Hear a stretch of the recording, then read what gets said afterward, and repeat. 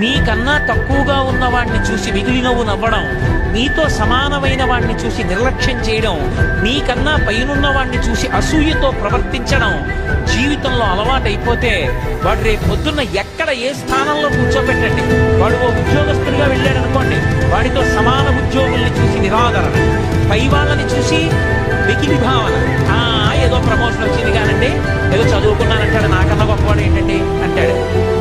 తనకన్నా కింద వాడిని చూస్తే అహంకారం, నిర్లక్ష్యంతో ప్రవర్తిస్తాడు.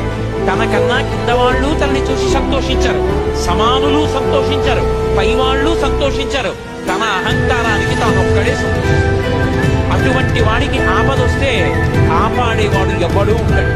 అందుకే జీవితంలో సంస్కారమును పొందుట అన్న మాటకు అర్థం ఏంటి అంటే, తనకన్నా పెద్దలు కనబడితే గౌరవించాలి, తనతో సమానులు కనపడితే ఆదరించాలి, తనకన్నా కింద వాళ్ళు కనపడి